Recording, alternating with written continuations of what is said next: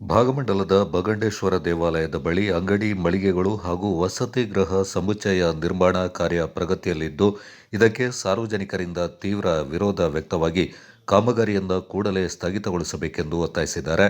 ದೇವಾಲಯದ ಸಮೀಪ ಕಂದಿಕಾ ನದಿ ಹರಿತಾ ಇದ್ದು, ಇದು ಪವಿತ್ರ ಕಾವೇರಿ ನದಿಯಿಂದ ಸಂಗಮಿಸಿ ತ್ರಿವೇಣಿ ಸಂಗಮವಾಗಿದೆ. ತ್ರಿವೇಣಿ ಸಂಗಮ ಭಾಗಮಂಡಲದ ಪವಿತ್ರ ಕ್ಷೇತ್ರವಾಗಿದ್ದು, ಭಕ್ತಾದಿಗಳಿಗೆ ಧಾರ್ಮಿಕ ತಾಣವಾಗಿ ಶ್ರದ್ಧಾ ಭಕ್ತಿಯ ಕೇಂದ್ರವಾಗಿದೆ. ಇದೀಗ ಪವಿತ್ರ ಕ್ಷೇತ್ರದಲ್ಲಿ ಕಟ್ಟಡ ಸಮುಚ್ಚಯ ನಿರ್ಮಾಣಗೊಳ್ತಾ ಇದ್ದು, ಇದರಿಂದ ದೇವಾಲಯದ ಪಾವಿತ್ರ್ಯತೆಗೆ ಧಕ್ಕೆ ಆಗಲಿದ್ದು, ದೇವಾಲಯದ ಸೌಂದರ್ಯ ಹಾಳಾಗುವುದರ ಜೊತೆಗೆ ಪರಿಸರ ಮಾಲಿನ್ಯಗೊಳ್ಳಲಿದೆ ಎಂಬ ಆತಂಕ ಸಾರ್ವಜನಿಕರಲ್ಲಿ ಎದುರಾಗಿದ್ದು, ಈ ಬಗ್ಗೆ ವಿರೋಧ ವ್ಯಕ್ತವಾಗಿದೆ. ತಲಕಾವೇರಿ ವ್ಯವಸ್ಥಾಪನಾ ಸಮಿತಿಯ ಮಾಜಿ ಅಧ್ಯಕ್ಷ ಅಪ್ಪಚಟ್ಟೋಳಂಡ ಮನುಮುತ್ತಪ್ಪ ಮಾತನಾಡಿ, ದೇವಾಲಯಕ್ಕೆ ಹೊಂದಿಕೊಂಡಂತೆ ನಿರ್ಮಾಣಗೊಳ್ತಾ ಇರುವ ಕಟ್ಟಡ ಸಮುಚ್ಚಯದಿಂದ 10-15 ಮೀಟರ್ ದೂರದಲ್ಲಿ ಕಂದಿಕಾ ನದಿ ಹರಿತಾ ಇದ್ದು, ಕೊಳಚೆ ನೀರು ಕಂದಿಕಾ ನದಿಯ ಪಾವಿತ್ರ್ಯತೆಗೆ ಧಕ್ಕೆ ತರಲಿದೆ. ಈ ಕೆಲಸವನ್ನು ಜಿಲ್ಲಾಧಿಕಾರಿಗಳು ನಿರ್ವಹಿಸ್ತಾ ಇರುವ ಬಗ್ಗೆ ಮಾಹಿತಿ ಇದ್ದು, ಕೂಡಲೇ ಕಾಮಗಾರಿಯನ್ನು ಸ್ಥಗಿತಗೊಳಿಸಿ ಜನರ ಅಭಿಪ್ರಾಯ ಸಂಗ್ರಹಿಸಿ ಕಾಮಗಾರಿ ಕೈಗೊಳ್ಳಬೇಕಿದೆ ಎಂದರು.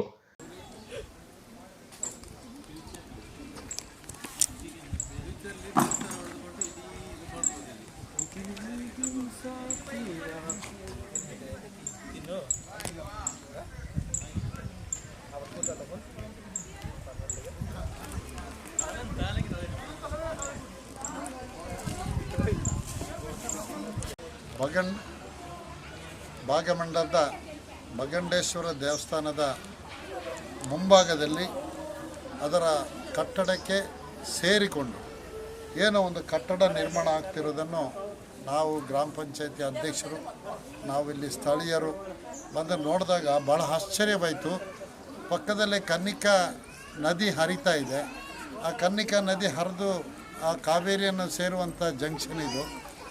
ಆ ಸಂಗಮ ಬೇರೆ, ಅಲ್ಲಿ ಸಂಗಮ ಬೇರೆ ಬರ್ತದೆ. ನಾವು ಇಲ್ಲಿ ಕೆಲಸದವ್ರನ್ನ ವಿಚಾರಿಸಿದಾಗ ಇಲ್ಲಿ ಶಾಪಿಂಗ್ ಕಾಂಪ್ಲೆಕ್ಸ್ ಹಾಗೂ ವಸತಿ ಗೃಹಗಳು ಇಲ್ಲಿ ಬರ್ತದೆ ಅಂತ ಹೇಳುವಂಥದ್ದು ಮಾಹಿತಿಯನ್ನು ಅವರು ಕೊಟ್ಟರು. ಬಹುಶಃ ಬಹಳ ಆಶ್ಚರ್ಯ ಆಗ್ತದೆ. ಇದು ಆ ಕನ್ನಿಕಾ ನದಿಗೆ ಕೇವಲ 10-15 ಮೀಟ್ರು ಹತ್ತಿರದಲ್ಲಿ ಇರೋದನ್ನು ನಾವು ನೋಡಿದ್ದೀವಿ. ಇದನ್ನು ವೀಕ್ಷಣೆ ಮಾಡಿದಾಗ ಬಹುಶಃ ಇದು ಈ ಒಂದು ದೇವಸ್ಥಾನದ ಸೌಂದರ್ಯವನ್ನು ಸಮೇತ ಹಾಳು ಮಾಡ್ತದೆ. ಈ ಹಿಂದೆ ಇಲ್ಲಿ ಉದ್ಯಾನವನ ಇತ್ತು. ಈ ಹಿಂದೆ ಇದ್ದಂಥ ಆಡಳಿತ ಸರ್ಕಾರ.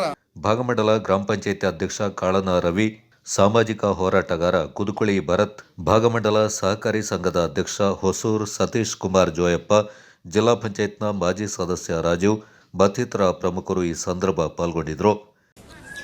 ಈ ದೇವಸ್ಥಾನದ ಹಿತಾಸಕ್ತಿ ಬಯಸುವವರೇ ನಾವು ಸಾಧಾರಣ ಇಲ್ಲಿನ ಸ್ಥಳೀಯ ಕ್ಷೇತ್ರದವರು ದೇವಸ್ಥಾನದಲ್ಲಿ ಯಾವ ಕಾರ್ಯಕ್ರಮ ನಡಿಬೇಕು, ಹೇಗೆ ನಡಿಬೇಕು, ಧಾರ್ಮಿಕ ವಿಚಾರಗಳು ಏನೇನು ಆಗಬೇಕು ಅಂತ ಹೇಳುವಂಥದ್ದು ಇಲ್ಲಿನ ಸಾರ್ವಜನಿಕರಿಗೆ ವಿಚಾರ ಗೊತ್ತಿದೆ. ಅದನ್ನು ನಾವು ಸಹ ಅದಕ್ಕೆ ಕೈ ಜೋಡಿಸಿ ನಡೆಸಿಕೊಂಡು ಬರುವಂಥ ವಿಚಾರ ಇದೆ. ಇಲ್ಲಿ ಸದ್ಯಕ್ಕೆ ದೇವಸ್ಥಾನ ಸಮಿತಿಯಲ್ಲಿ ಯಾವುದೇ ಕಾನೂನಾತ್ಮಕ ಒಂದು ಸಮಿತಿ ಇಲ್ಲ. ಟೋಟಲಿ ಸರ್ಕಾರದ ಅಧಿಕಾರಿ ವರ್ಗದವರು ಇಲ್ಲಿ ವ್ಯವಸ್ಥೆ ಮಾಡಿಕೊಂಡು ಬರ್ತಾ ಇದ್ದಾರೆ. ದೇವಸ್ಥಾನದ ಮುಂದುಗಡೆ ಇದು ಹೊಳೆ ನೀರು ಬರುವಂಥ ಒಂದು ವ್ಯವಸ್ಥೆ. ಮಳೆಗಾಲದಲ್ಲಿ ಹೊಳೆ ನೀರು ಬಂದು ಇಲ್ಲಿ ಪ್ರವಾಹಗಳು ಹರಿದಾಡ್ತಾ ಜಾಗ. ಇದರಲ್ಲಿ ಇವರು ಅಂಗಡಿ, ಮಳಿಗೆ ಮತ್ತು ವಸತಿ ಗೃಹ ನಿರ್ಮಾಣ ಮಾಡುವಂಥ ಒಂದು ಕಾರ್ಯಕ್ರಮ ಕೈಗೆತ್ತಿಕೊಂಡಿದ್ದಾರೆ.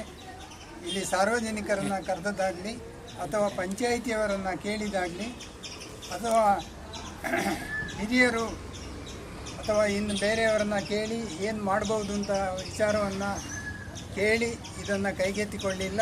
ಒಟ್ಟಿನಲ್ಲಿ ಅವರ ಖುಷಿ ಬಂದಂಗೆ ಅವರು ಮಾಡಿದರು. ಹೊಳೆಯ ಕರೆ ಬದಿಯಲ್ಲಿ ಏನು ಇಂಗು ಗುಂಡಿಗಳನ್ನು ಮಾಡಿ ಅಲ್ಲಿ ಸೆಪ್ಟಿಕ್ ಟ್ಯಾಂಕ್ಗಳನ್ನು ಮಾಡಿ ಅಲ್ಲಿ ಏನು ಕಲುಷಿತ ಇದನ್ನು ಅಲ್ಲಿ ಕನಿಕೆ ಹೊಳೆಯ ಬದಿಯಲ್ಲಿ ಬಿಡ್ತಾ ಇದ್ದಾರೆ. ಒಟ್ಟಿನಲ್ಲಿ ಭಕ್ತಾದಿಗಳಿಗೆ ಇದು ತೊಂದರೆ ಆಗ್ತದೆ. ನಾವು ಎಲ್ಲ ಸ್ಥಳೀಯರು ಇದನ್ನೇ ಇಟ್ಕೊಂಡು ನಾವು ಅದನ್ನು ನೋಡಿಕೊಂಡು ಭಕ್ತಾದಿಗಳಿಗೆ ನಾವು ತೊಂದರೆ ಕೊಡಬಾರ್ದು. ನಾವು ಇದರ ವಿರುದ್ಧ ನಿಂತು ಅದನ್ನು ಏನು ಧಾರ್ಮಿಕ ವಿಚಾರ ದೇವರ ಕಾರ್ಯ ಏನಾಗಬೇಕು ಆ ಮೂಲಕ ನಾವು ಅದನ್ನು ಮುಂದೆ ತಗೊಂಡು ಹೋಗಬೇಕು. ಅದಕ್ಕೆ ಜಾತಿ ಜನಾಂಗ ಪ್ರಶ್ನೆ ಇರಬಾರ್ದು. ಮನು ಮುತ್ತಪ್ಪನವರನ್ನು ಕರೆದಾಗ ಅವರು ಬಂದರು. ಅವರು ಇದಕ್ಕೆ ಮಾತ್ರ ಅಲ್ಲ, ಪ್ರತಿಯೊಂದು ವಿಚಾರಕ್ಕೆ ಬಂದು ಇಲ್ಲಿ ನಮ್ಮ ಜೊತೆ ಕೈ ಜೋಡಿಸ್ತಾ ಇದ್ದಾರೆ. ನಿಜವಾಗಿ ಅವರು ಬಂದ ವಿಚಾರ ನಮಗೆ ತುಂಬ ಒಂದು ಸಪೋರ್ಟ್ ಆಗಿದೆ. ನಾವು ಎಲ್ಲ ಸೇರಿಕೊಂಡು ಅದನ್ನು ಮುಂದೆ ಕೈ ಜೋಡಿಸಿ ನಾವು ಹೋರಾಟ ಮಾಡಿಕೊಂಡು ಏನು ಇಲ್ಲಿ ಧಾರ್ಮಿಕ ವಿಚಾರ ಆಗಬೇಕು ಅದನ್ನೇ ನಾವು ಮುಂದುವರಿಸಿಕೊಂಡು ಹೋಗು ಅಂತೇಳಿ ನಾವು ನಿಮ್ಮಲ್ಲಿ ಕಳಕಳಿಯ ಮನವಿ ಮಾಡ್ತೀವಿ. ಹಿಂದೆ ಬ್ರಹ್ಮಗಿರಿಯಲ್ಲಿ ಇಂಗುಗುಂಡಿ ಮಾಡಿದ್ರು. ಇಂಗುಗುಂಡಿ ಮಾಡುವಾಗ ನಾನಿಲ್ಲಿ ಈಗ ಹೇಳೋದಾದರೆ ನೇರವಾಗಿ ಜಿಲ್ಲಾಧಿಕಾರಿಯವ್ರನ್ನೇ ಇಲ್ಲಿ ದೂಷಣೆ ಮಾಡುವಂಥದ್ದಾಗಿದೆ. ಯಾಕೆಂತೇಳಿದರೆ ನಾನಿಲ್ಲಿ ನಮ್ಮ ಸ್ಥಳೀಯ ಟೆಂಪಲ್ನ ಅಧಿಕಾರಿ ಈವನ್ ಅವ್ರನ್ನ ಕೇಳಿದಾಗ ನನಗೇನು ಇದರ ಬಗ್ಗೆ ಮಾಹಿತಿ ಇಲ್ಲ, ಎಲ್ಲ DC ಸಾಹೇಬರು ಅಂತ ಹೇಳುವಂಥದ್ದೇ ನೇರವಾಗಿ ಹೇಳಿದರು. ಅದರಿಂದ ಹೇಗೆಂತೇಳಿದರೆ ಇಲ್ಲಿ ಸ್ಥಳೀಯವಾಗಿ ಯಾವುದೇ ಒಂದು ಕಾಮಗಾರಿಗಳು ಮಾಡುವಾಗ ಇಲ್ಲಿ ಸ್ಥಳೀಯವಾಗಿ ಪಂಚಾಯಿತಿ ಇರ್ತದೆ. ಪಂಚಾಯಿತಿಯ ಒಂದು ಯಾವುದೇ ಒಂದು ಅವಗಣನೆಗೆ ತಗೊಳ್ಳಿಲ್ಲ. ಆದರೂ ತಗೊಳ್ಳೋದಿದ್ದರೂ ಸಹ ಇಲ್ಲಿ ಮಾಡ್ತಿರುವಂಥದ್ದು ಏನಾಗಿದೆ ಅಂತ ಹೇಳಿದರೆ ಟೋಟಲಿ ಭಕ್ತಾದಿಗಳಿಗೂ ಹಾಗೂ ಈ ನಾಡಿನ ಸರ್ವ ಕೊಡಗಿನ ಜನತೆಗೆ ಇದು ವಿರುದ್ಧವಾಗಿದೆ ಅಂತ ಹೇಳುವಂಥದ್ದನ್ನೇ ಹೇಳ್ತಾ ಇದ್ದೀನಿ. ಇಲ್ಲಿ ಎದುರುಗಡೆಗೆ ನಾವು ದೇವಸ್ಥಾನದ ಮುಂಭಾಗ ನಮಗೆ ಫುಲ್ ಓಡಾಡಲಿಕ್ಕೆ ಏನು ವ್ಯವಸ್ಥೆ ಬೇಕು ಅಂತ ಹೇಳುವಂಥದ್ದನ್ನ ನಾವು ಮಾಡ್ಕೊಂಡಿದ್ದ ಮೊದಲಿದ್ದ ಛತ್ರಗಳನ್ನೆಲ್ಲ ಇಲ್ಲಿಂದ ತೆರವುಗೊಳಿಸಿದ ರಿಕ್ವೆಸ್ಟ್ ಮಾಡಿಕೊಂಡು ಈಗ ಅದೇ ಜಾಗಕ್ಕೆ ಬಂದು ಈಗ ಒಂದು ವಸತಿನ ಕಟ್ತಾ ಇದ್ದಾರೆ. ಅಂಗಡಿ ಮಳಿಗೆ ಮತ್ತು ಇಲ್ಲಿ ವಾಸ ಮಾಡಲಿಕ್ಕೆ ವಸತಿ ಅಂತ ಹೇಳುವಂಥದ್ದನ್ನ ಈಗ ಯಾರೋ ಕಾಂಟ್ರಾಕ್ಟರ್ ಕೇಳಿದಾಗ ಹಾಗೆ ಹೇಳಿದರು. ಈ ವಸತಿ ಗೃಹ ಇಲ್ಲಿ ಆಮೇಲೆ ಅವರಿಂದ ಯಾವುದೇ ನಮಗೆ ಮಾಹಿತಿ ಸಿಗಲಿಲ್ಲ. ಕೇಳಿದರೆ ಅವ್ರು ಏನಿದ್ರು DC ಸಾಹೇಬರು ಅಂತ ಹೇಳ್ತಾರೆ. ಅದರಿಂದ ದಯವಿಟ್ಟು ಇದರ ಬಗ್ಗೆ ನಾನು ಕೇಳ್ತಿರೋದು ಇಷ್ಟೇ, ಇದು ಒಂದು ಸಮಸ್ಯೆ ಬಗೆಹರಿಸುವಲ್ಲಿಗೆ ಅಲ್ಲಿವರೆಗೆ ಇದನ್ನ ಒಂದು ತಡೆ ಹಿಡಿದು ಪಂಚಾಯಿತಿ ಸ್ಥಳೀಯದವ್ರನ್ನ ಹಾಗೂ ಇಲ್ಲಿನ ಶಾಸ್ತ್ರೋತ್ತರವಾಗಿ ಏನು ಇದರ ಬಗ್ಗೆ ಶಾಸ್ತ್ರ ಪ್ರಶ್ನೆಗಳನ್ನ ಮಡಗುತ್ತಿದ್ರು. ಇಲ್ಲಿ ದೇವಸ್ಥಾನದಲ್ಲಿ ಯಾವುದೇ ಒಂದು ಕಾರ್ಯಕ್ರಮ ಮಾಡೋದಾದ್ರೂ ಸಹ ಒಂದು ಪ್ರಶ್ನೆ ಮಡಗುತ್ತಾ ಇದ್ರು.